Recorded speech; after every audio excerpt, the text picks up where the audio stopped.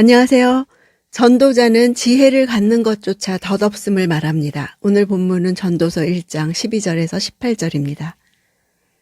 12절, 나 전도자는 예루살렘에서 이스라엘을 다스리는 왕이었다. 여기서부터 12장 7절까지 1인칭 형식으로 전도자의 말이 나오는 안틀을 형성합니다. 전도자는 이름을 확실히 밝히지 않으면서 지혜가 모든 인간 문제의 해결책이 아님을 입증하기 위해서 지혜의 상징처럼 존재하는 솔로몬 왕을 떠올리게 합니다.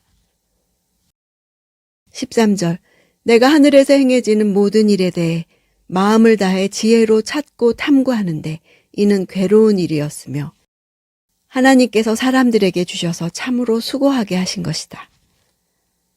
여기서 핵심 단어는 지혜인 호크마입니다. 전도자가 하늘 아래 모든 일들을 탐구하기 위해 사용한 수단은 지혜입니다. 하늘에서 행해지는 이란 표현은 하늘 아래서, 해 아래서와 같은 의미로 하나님과 분리된 인간의 실존, 유한하고 보잘것없는 인간의 실존을 나타내는 표현입니다. 인간 역사에서 일어난 모든 일들에 대한 총괄적 평가가 괴로운 일이었다는 것은 고통을 수반하면서도 아무런 유익을 가져오지 못하는 인간의 모든 삶의 덧없음을 표현합니다. 아담 이후 인간들은 죄로 말미암아 가시덤불과 엉겅퀴 속에서 종신토록 수고하여 얼굴에 땀이 흘러야 살아갈 수 있게 된 운명을 상기시킵니다. 하나님께서 주셨다는 것은 인간이 결코 넘을 수 없는 한계이며 필연적 운명임을 나타냅니다. 14절, 내가 해 아래 있었던 일들을 모두 보았는데 그것은 다 허무하고 뜬구름 잡는 일이다. 자신이 세상에서 관찰한 바를 말합니다. 뜬구름, 바람이란 보이지 않으며 잡히지 않으며 늘 변하며 어떤 것을 성취하거나 아무런 결과물을 내놓지 않는 것을 뜻합니다. 뜬구름 잡는 일이란 잡을 수 없는 것을 얻으려고 노력한다는 뜻입니다. 실체가 없는 무엇을 얻으려고 고군분투하는 해 아래 있는 인간의 수고의 어리석음에 대해 말합니다. 아무리 최선을 다하는 인생이라 할지라도 풀 수 없는 뒤엉킴이 있고 수수께끼가 있습니다. 15절, 구부러진 것은 펼 수 없고 모자라는 것은 채울 수 없구나. 지금까지 말한 것을 격언으로 결론 맺습니다. 지혜를 갖는 것에 대한 무의미함을 정리합니다. 구부러진 것이란 인간의 삶과 환경, 도덕적 영적으로 왜곡된 상태 등을 모두 가리킵니다. 원래의 형태에서 변형되어 변해가는 것을 원상태로 복귀할 수 없습니다. 원상태로 돌릴 수 없는 이유는 하나님이 구부러지게 하셨고 인간은 그 힘을 거스를 수 없기 때문입니다. 모자라는 것은 경제적 부족을 말합니다. 결핍되고 모자란 부분은 인간에 의해 채워줄 수 없고 인간의 힘으로 불가능합니다. 결코 만족될 수 없는 인간의 욕구를 만족시키려는 행위는 허상일 뿐입니다. 16절, 내가 마음속으로 말했다. 나는 지혜를 많이 쌓았다. 나보다 앞서 예루살렘을 다스린 그 어느 누구보다 더 많은 지혜를 얻었고 지혜와 지식을 많이 가졌다.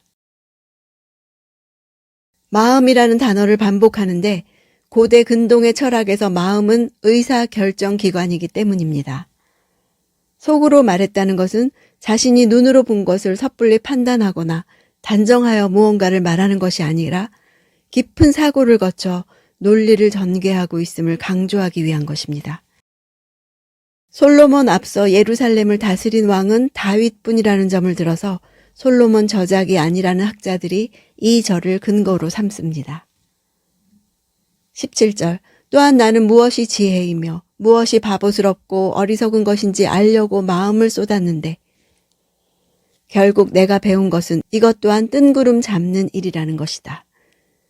전도자는 앞절에 지혜와 지식에 대한 병렬을 이루어서 지혜의 반대 영역인 바보스럽고 어리석은 것까지 탐구의 대상으로 했습니다. 바보스러움, 이 단어는 할랄이란 단어에서 유래했습니다.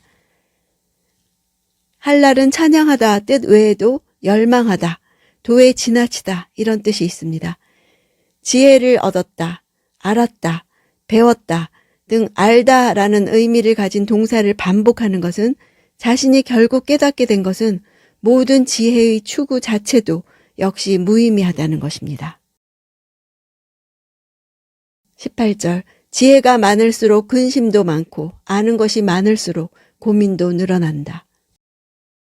다시 격언으로 결론 맺습니다. 지혜가 주는 부정적 결과는 근심과 고민입니다.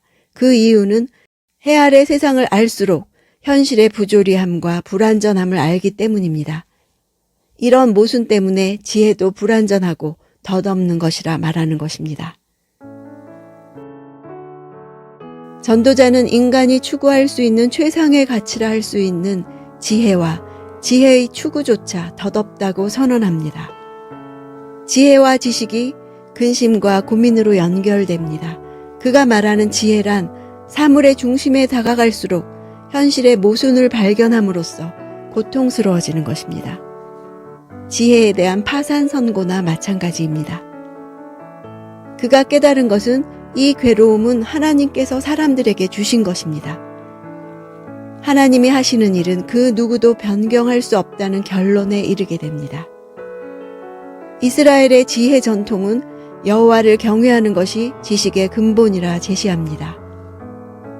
바람을 잡으려는 것과 같지 않는 지혜는 하나님을 아는 것입니다. 바람이란 단어 루아흐는 숨, 영을 의미합니다.